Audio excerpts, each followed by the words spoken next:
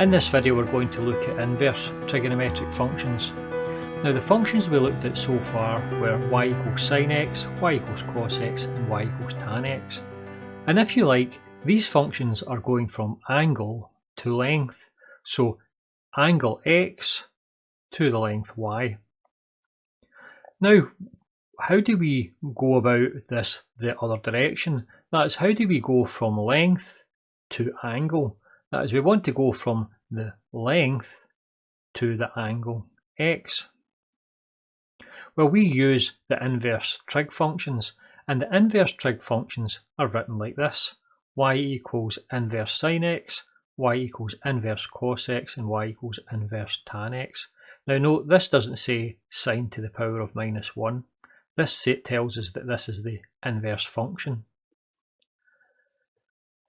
Now we're not going to use this nomenclature here, we're actually going to use this other equivalent nomenclature. So rather than writing inverse sine x, we can write y equals arc sine x. It means the same thing. And y equals arc cos x and y equals arc tan x.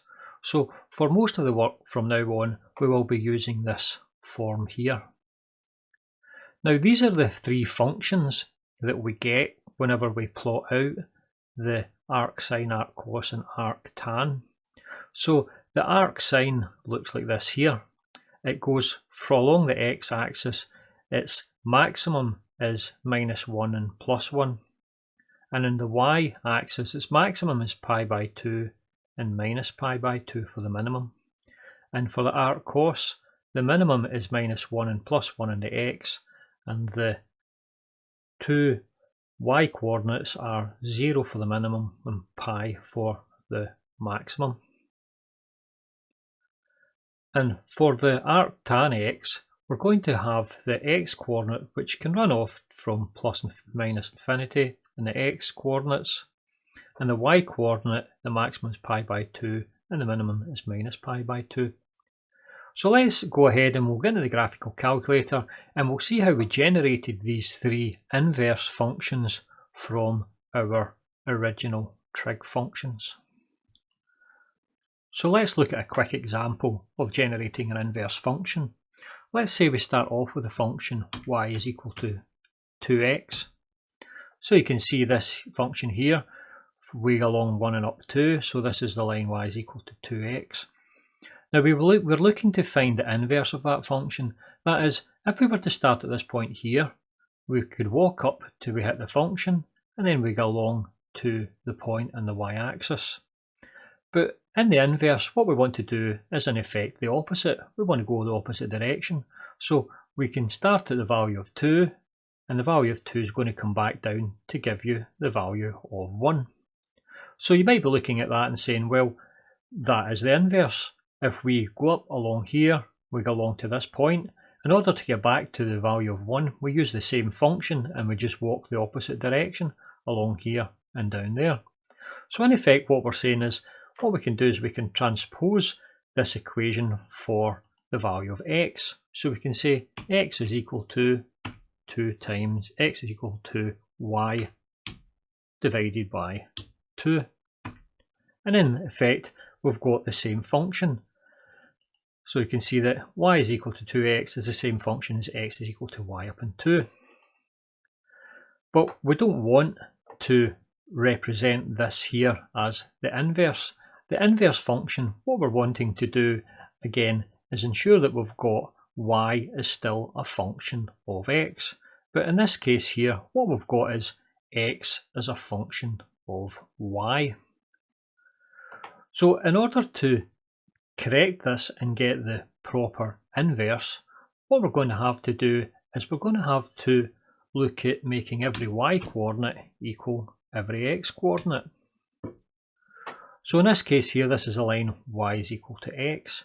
So in order to get the inverse, in effect what we do is we reflect about this line. So for example, this point here would get reflected across this line to this point here. Or equally we could say this point here would get reflected across the line to this point here. So what we want to do in this case here is swap all of the y and x coordinates. Y becomes x and x becomes y. So we do that in this equation here. So now what we can do is we change that to y is equal to x divided by 2. And this gives us our inverse function. So if we were to follow through this inverse function, let's say for example we started off at point 1. At point 1 it would got to give us a point 2. So the inverse function will have to go the other way. The inverse function will have to go from point 2 back to point 1. So you can see this pink line here does exactly that. If we go along to 2, we go up to a value of 1. So the pink function here is the inverse of this blue function. So let's go ahead and we'll do the same thing for our sine, cos and our tan. So let's start off with the sine function. So this is the sine function here in white. Now we want to find the inverse of this sine function. So the actual function that we start off at, say, the value of 1, and we go up here until we hit the curve, and then we come across to the right. Now the inverse function would go the opposite way. We start off up here and we come along and we head down. So we can put a function in here, and that's the function in pink. So in this function here, we're going to start off in the y-axis and head along and go down to the x value. So this little function here is in fact x equals arc sine y. Now, as we said previously when we looked at the y equals 2x, this isn't the inverse function because this is x as a function of y. We don't want that, we want y as a function of x. So what we're going to do is we're going to mirror this function in the x, the line y equals x. So here's a line y equals x, and we're going to mirror this function. So whenever we mirror this function, we're going to get y equals arc sine x. So this here is the mirror of the little pink function. So this is our function which we are looking for. Is going to be the inverse of the sine function. Now you might be looking at this and saying, but what happens further out past the little pink line here? So what happens out here and what happens out here? Well, let's look at some points. Let's say we have the point here on the sine x function, and we have the other point here, which is the mirror of that point in the inverse function. So we'll zoom in a little bit. So you can see here that this point here is going to move along the axis. Okay, so in effect, this point here will have the inverse point over here, or equivalently say this point over here is the inverse of this point. And you can see they're just mirroring each other and they're travelling up and down this curve. Now what's going to happen whenever we get beyond this point here? Well, what's going to happen is this point is going to continue up along the y-axis. So it will actually create in effect a sine function up along the y-axis. Now the problem with that is that whenever we go beyond this point here, it's going to head back down. Now at that point, we no longer have a function, because a function can only be defined as having one unique point for each of the x values. So we can't have, say for example, 2 points for an x value. So I come up here and I go to this point here, I would have this point here, and if this continued round I would have another point up here. And we can't have that, it's no longer a function. And you can see that if we actually shift up beyond that point. And you can see that's exactly what's going to happen. This point is just going to continue and generate a sine function up the y-axis. Now that doesn't really matter, because what we can do is, if we were to do that here, notice that whenever we go past this point here, then by the symmetry here of the sine function, this point here will have the same value as this point over here. So if I was to put this other point in, you can see that the two blue points here are actually going to have the same value in terms of the value of the sine of the function. So the sine of this angle here is going to be the same as the sine of this angle here. So it doesn't matter about points that are out with this value here, which is actually going to be, in this instance, 1 point, it's going to be pi by 2, because they're mirrored in here because of the symmetry of the sine function. Okay, now again, what you can do is you can look at this point and you can get the actual symmetry point for this point here as well, and you see this is the symmetry point for this. So it means in effect that the reason that the inverse sine function just finishes at this point here is that we can always generate the correct value, because all the points here beyond the pi by 2 and the minus pi by 2 will all have equivalent values, which will sit in the value pi by 2 to minus pi by 2. So therefore the value for the inverse function will never go higher than this point here, which is the pi by 2 and the minus pi by 2. So that's why this inverse sine function looks like this. So let's do the same for the cosine function. We have this function here, y is equal to cos x, and we want to find the inverse of the function. So in the actual function, we would go along the angle in the x direction, we would go up and hit the curve, and then we would come across to the value for y. Now if we were going in the opposite direction, we would go from y, we would hit the curve and then come down to the value of x. So we can create this function, x is equal to arc cos y, and you can see the function here is in pink. But as we said before, this isn't the inverse function, because this is x as a function of y, and we don't want that. We want y as a function of x. So we're going to have to mirror this function in pink through the line y equals x. So this is the line y equals x here, and we want to mirror this function over this line. So when we do that, we get this little function in blue, and this little function in blue is the inverse function we're looking for, y equals arc cos x.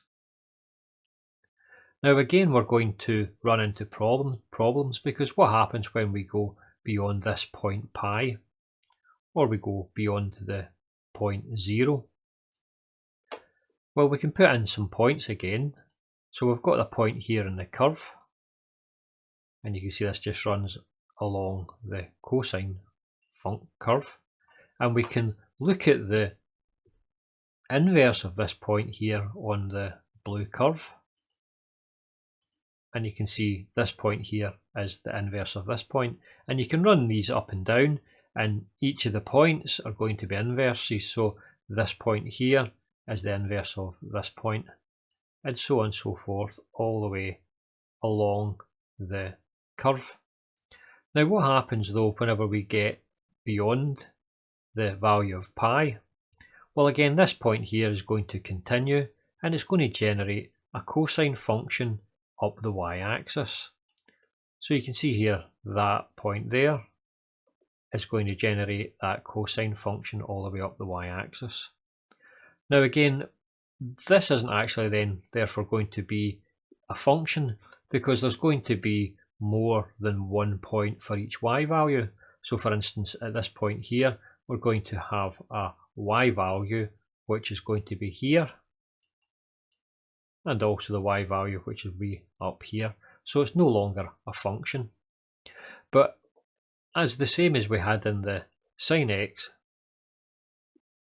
function, it doesn't matter, because whenever we go beyond this point here, because of the symmetry of the function, this point, this cosine of this angle here, is going to be the same as the cosine of this angle here, which is within the little pink function here, and it's going to be within the inverse function, and you can see here within the inverse function. So this point here is the inverse of this point here, and if we were to move this further out, then we can see that as this moves further out, then this point here moves further to the left. Again, the cosine of this angle is the same as the cosine of that angle, and this here will have an inverse within this function in blue. So that's why the cosine function looks like this here, and the inverse cosine function looks like this function here in blue. So I suggest you open this up and you have a little play with it and just work through what I've talked about in the video and get it clear in your own head. So let's finish off and we'll do the tangent. So we can work through the same process with the tan function. So this is the tan function here in white. Now we want to find the inverse of the function. So we'll start off by looking at going from the y and heading down towards the x. So we do that with x equals arc tan y. And this is the x equals arc tan y here. Now as we said, that we don't want x as a function of y, we want y as a function of x. So we're going to have to mirror this function here in pink through the line y equals x. So when we mirror that through y equals x, we get y equals arc tan x, and that is the inverse function which we're looking for, which is in blue. So this is the inverse tan function. And if we were to look at some points, so if we pick a point here and we'll put it on the pink curve, so we'll leave that point up just around about here somewhere. Okay, so that's the point there. Now the inverse of that point is just going to be the point which is mirrored in the y equals x, which will be a point down here. So we'll put that other point in here. So these points are inverse to one another, and you can see them just as they work along the graph. Now the same thing occurs as the previous. What happens whenever we go out with this value here? Okay, so it's going to head out beyond this point here. So when it heads off to infinity here, eventually it will come back, and it will come back out up through the bottom and head up this way here. But whenever we do that, what's actually going to happen is the point here, which we'll show you, is actually going to come in, and you'll see that it generates another copy of this inverse function, but it's further up the graph. And you can see here that it would do the same, it would just keep going up, or equivalently it would head down the way, and it's just generating another copy of this. So we're getting copies of this inverse function, and they're running parallel to the one function here, but we only need this one function here. And we can see that because if we were to move this point here along the tan function, then it would head off to infinity, it would come back in along the bottom. So let's do that just now. So we'll move it up along, and you can see it's popped in back along the bottom here. But the tan of this angle here is the same as the tan of the angle if we were to move back to a point back here, and we can put that point in. So the tan of this angle here is the same as the tan of this angle here, and you can see they'll move up along in unison. So it means that we don't need to bother with the line here or this one, because the tan of the values are the same all the time, just along this one individual part of the tan curve. And you can see also that the inverse of this point will be a point up here, and we can put that one in, and you can see this is the inverse point here. So again, you can open this up and have a little play with it and have a little look at it. But that's covered the inverse sine, inverse cosine and inverse tangent graphically.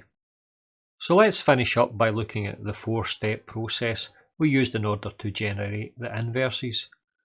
In step 1, we had our original functions, which are y equals sine x, y equals cos x and y equals tan x. We then went from the y-axis back through the function to get to the point x. So we said then that arc sine y is equal to x, arc cos y is equal to x, and arc tan y is equal to x. But we didn't want x as a function of y. We wanted y as a function of x. So we had to then mirror this function in the line y is equal to x. So in effect, to do that, all the x's become the y's and the y's become the x. So we just swap over the x and y here. So we're left with the final 4th part here, which is the inverse function. Y is equal to arc sine x, y equals arc cos x, and y equals arc tan x. And we also noted we have to be careful about the upper and lower bounds of the domain and also the range of these functions. So that's all for this video. I've gone through this in quite a lot of detail, probably more detail than you would see elsewhere, but I think it will stand us in good stead and make sure that we don't make any mistakes whenever we work through our final CORDIC algorithm. So thank you for listening. I'll get you on the next video. Goodbye.